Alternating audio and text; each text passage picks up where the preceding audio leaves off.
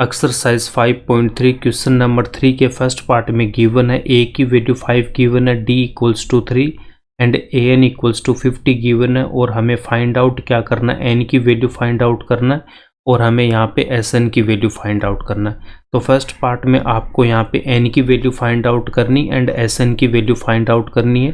तो इसके लिए हमारे पास में क्या गिवन है, an इक्वल्स टू 50 गिवन है। तो an का फॉर्मूला क्या होता है, an इक्वल्स टू होता है a प्लस एन माइनस का 1d। अब यहाँ पे इसकी वैल्यू पुट करेंगे, यहाँ पे देखो an इक्वल्स टू कितना 50, तो an की वैल्यू पुट करेंगे 50 इक्वल्स टू a की वैल्यू कितनी यहाँ पे a इक्वल्स टू 5, तो a की वैल्यू पुट करेंगे 5 प्लस n की वैल्यू हमें फाइंड आउट करनी है। उसके बाद में d की वैल्यू यहाँ पे कितनी है 3, तो d इक्वल्स टू यहाँ पे पुट करेंगे 3। नेक्स्ट स्टेप में 5 को LHS में लेके आएंगे तो 5 कितना हो जाएगा माइनस का 5 इक्वल्स टू में n माइनस 1 और यहाँ पे इनटू में 3। 50 में से 5 को माइनस करूँगा तो यहाँ पे कितना रहेगा 45 equals to n minus 1 into में यहाँ पे 3। नेक्स्ट स्टेप में इस 3 को मैं इस तरफ लेके आऊँगा तो 45 के डिनोमिनेटर में आएगा इक्वल्स टू n माइनस 1। उसके बाद में यहाँ से देखो 3 से इसको कैंसिल आउट करूँगा तो यहाँ पे कितना 15, then 15 equals to n minus 1। Next step में n की वैल्यू फाइंड आउट करने के लिए माइनस 1 को LHS में लेके आऊँगा तो प्लस का 1, तो यहाँ से आपके पास में n इक्वल्स टू कितना आ जाएगा 16। ये आपका फर्स्ट पार्ट का आंसर हो जाएगा। अब इसके बाद हमें SN की वैल्यू फाइंड आउट करनी है। इसके बाद हमें सेकंड पार्ट में हमें क्या करना है, SN की वैल्यू फाइंड आउट करनी है। तो SN का फॉर्मूला क्या होता है, n/2 a प्लस का, यहाँ पे देखो an की वैल्यू मुझे गिवन है तो हम यहाँ पे क्या लेंगे an लेंगे। n की वैल्यू पुट करेंगे 16 और a की वैल्यू कितनी, यहाँ पे a की वैल्यू 5 एंड an की वैल्यू कितनी है 50। तो नेक्स्ट स्टेप में कितना आ जाएगा एस 16 इक्वल्स टू 16/2 a की वैल्यू 5 प्लस an की वैल्यू 50 और यहाँ पे 2 से 16 को कैंसिल आउट करूँगा तो यहाँ से कितना आएगा 8। तो यहाँ पे लिखेंगे 8 इंटू 5 को 50 में ऐड करूँगा तो यहाँ से कितना 55। 8 को 55 से मल्टीप्लाई करेंगे तो यहाँ पे 0 और यहाँ पे कितना 44, तो 440 इसका आंसर हो जाएगा। ये आपके फर्स्ट पार्ट का आंसर। सेकेंड पार्ट में a equals to 7 and a 13 equals to 35 given है। हमें d की वैल्यू फाइंड आउट करना और s 13 की वैल्यू फाइंड आउट करना। तो सबसे पहले हमें क्या गिवन है, यहाँ पे a 13 इक्वल्स टू 35 गिवन है। तो an का फॉर्मूला क्या होता है, मेरे पास a plus n minus 1d और यहाँ से अगर मैं a 13 की वैल्यू फाइंड आउट करूँगा तो n इक्वल्स टू यहाँ पे 13 फुट करेंगे तो a 13 इक्वल्स टू कितना हो जाएगा a प्लस n की वैल्यू 13 माइनस 1 इंटू में d। तो a 13 इक्वल्स टू कितना हो जाएगा a 13 equals to a plus 13 minus 1 कितना हो जाएगा 12d। तो a 13 इक्वल्स टू कितना आएगा a प्लस का 12d। तो यहाँ से a 13 की वैल्यू पुट करेंगे तो a 13 की वैल्यू कितनी है 35। तो a 13 की वैल्यू पुट करूँगा यहाँ पे 35 इक्वल्स टू, उसके बाद a की वैल्यू पुट करेंगे a इक्वल्स टू कितना 7। तो a की वैल्यू पुट करेंगे 7 और प्लस यहाँ पे कितना मेरे पास में 12d। यहाँ से हम d की वैल्यू फाइंड आउट करेंगे। तो नेक्स्ट स्टेप में यहाँ पे देखो 35, इस 7 को इस तरफ लेके आऊँगा माइनस का 7 इक्वल्स टू 12d। 35 माइनस का यहाँ पे 7, तो यहाँ से कितना आ जाएगा आपके पास प्लस का 28 इक्वल्स टू 12 इंटू d। और d की वैल्यू फाइंड आउट करने के लिए 12 को इस तरफ लेके जाऊंगा तो 12 इसके डिनोमिनेटर में आएगा। अब यहाँ से इसको हम यहाँ पे सोल्व करेंगे तो 2 से कैंसिल आउट करूंगा तो 6 और यहाँ से कितना आ जाएगा 14। उसके बाद इसको 2 से कैंसिल आउट किया तो 3 और यहाँ पे कितना आएगा 7। तो जो d की वैल्यू है वो कितनी आ जाएगी आपके पास 7/3। तो हमारे फर्स्ट पार्ट का आंसर तो कितना हो जाएगा d इक्वल्स टू 7/3। उसके बाद में हमें सेकंड पार्ट में क्या पूछा है s 13 की वैल्यू। तो s 13 की वैल्यू फाइंड आउट करने के लिए यहाँ पे देखो s 13 की वैल्यू फाइंड आउट करना है। तो sn का फॉर्मूला क्या होता है, sn equals to n/2 into में a प्लस का an। तो n की वैल्यू हमें क्या पुट करनी है यहाँ पे 13। तो n इक्वल्स टू हम यहाँ पे 13 पुट करेंगे तो s 13 इक्वल्स टू कितना आ जाएगा, n की value 13/2 a plus A N. तो यहाँ पे n की वैल्यू क्या पुट करूँगा 13। अब यहाँ पे इसकी वैल्यू पुट करेंगे तो इक्वल्स टू में 13/2 a की वैल्यू कितनी गिवन हमें यहाँ पे देखो a इक्वल्स टू कितना गिवन 7, तो a की वैल्यू कितनी गिवन है 7, तो a की वैल्यू हम यहाँ पे पुट करेंगे 7, तो a की वैल्यू पुट करेंगे 7 प्लस, और a13 की वैल्यू कितनी गिवन है 35, तो नेक्स्ट स्टेप में यहाँ से कितना हो जाएगा 13/2 इंटू 7 प्लस यहाँ पे कितना 35, तो यहाँ से कितना हो जाएगा आपके पास में 42।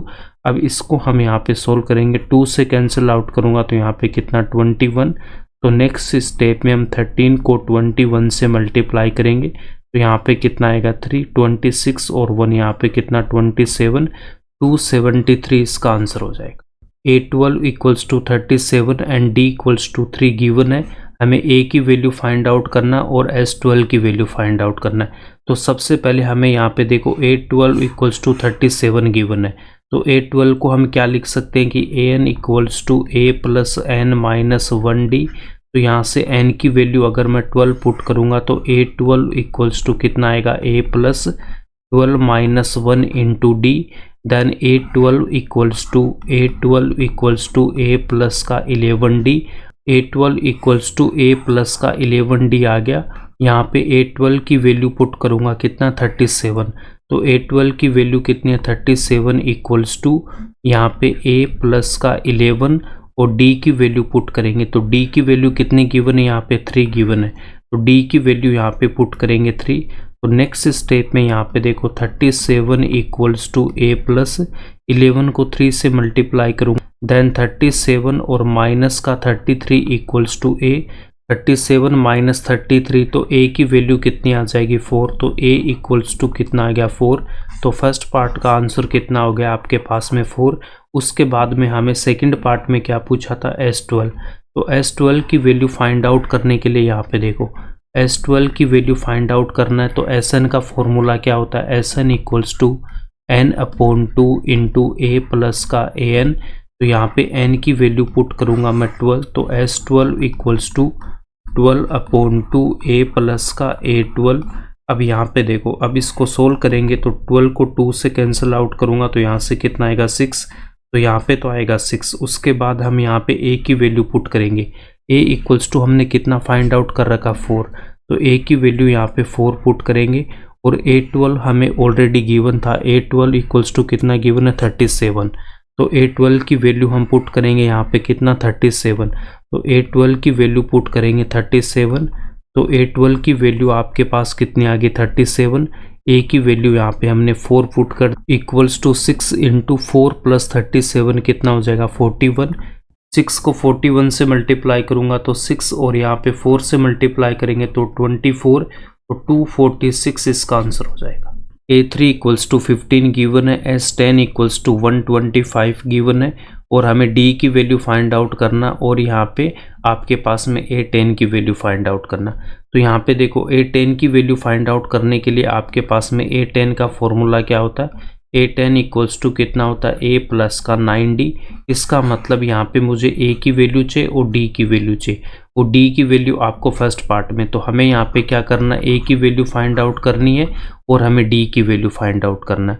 हमें गिवन क्या है यहाँ पे A3 इक्वल्स टू 15 गिवन है, तो हमारे पास देखो AN का फॉर्मूला क्या होता है AN equals to A plus N minus का 1D, और इस फॉर्मूले में अगर मैं N इक्वल्स टू पुट करता हूँ 3, तो यहाँ पे A3 इक्वल्स टू कितना हो जाएगा A प्लस N की वैल्यू 3 माइनस 1 इंटू में D।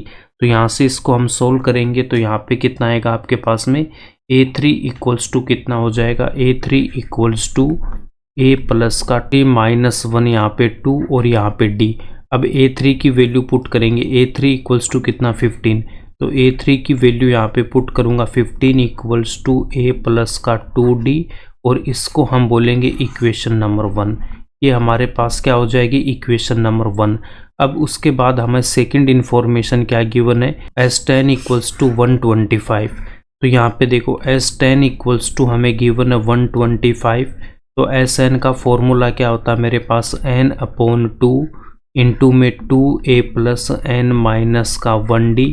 अब यहाँ पे देखो S10 हमें गिवन, तो N की वैल्यू हम क्या पुट करेंगे यहाँ पे 10 पुट करेंगे, तो नेक्स्ट स्टेप में S10 इक्वल्स टू कितना आ जाएगा, जहाँ पे N है वहाँ पे हम 10 पुट करेंगे, तो इस N की वैल्यू क्या हो जाएगी 10, और यहाँ पे भी N हम यहाँ पे क्या पुट करेंगे 10, तो 10/2 और यहाँ पे कितना 2a प्लस 10 माइनस का 1 इंटू में d। नेक्स्ट स्टेप में 2 से 10 को कैंसिल आउट करूँगा तो 5, तो s10 इक्वल्स टू कितना हो जाएगा 5 और यहाँ पे इंटू में कितना 2a प्लस 10 माइनस 1 का 9d। अब नेक्स्ट स्टेप में यहाँ पे देखो s10 की वैल्यू पुट करेंगे तो s10 इक्वल्स टू कितना गिवन है 125, तो s10 की यहाँ पे वैल्यू पुट कर दूंगा कितना 125 इक्वल्स टू में 5 और यहाँ पे 2a प्लस का 9d। नेक्स्ट स्टेप में 5 को इस तरफ लेके आऊँगा तो 125 डिनोमिनेटर में 5 आएगा इक्वल्स टू में 2a प्लस का 9d।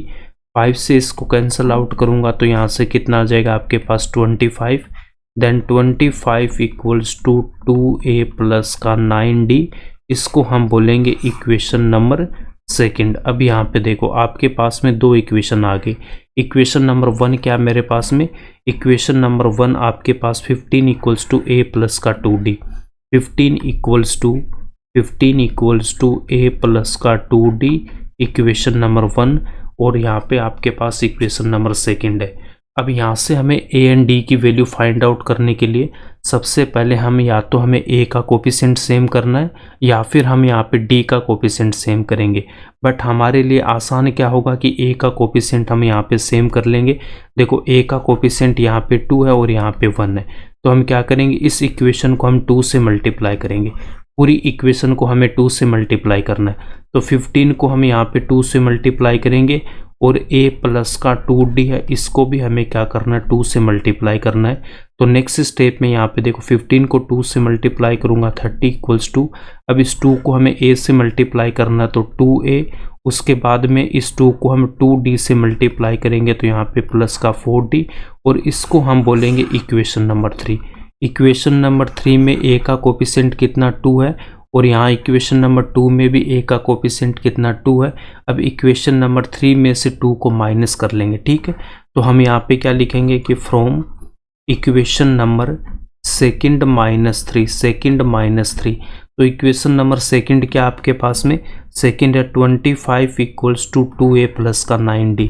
तो सेकंड क्या मेरे पास 25 इक्वल्स टू 2a प्लस का 9d, यही है ना 25 इक्वल्स टू 2a प्लस का 9d, ठीक है।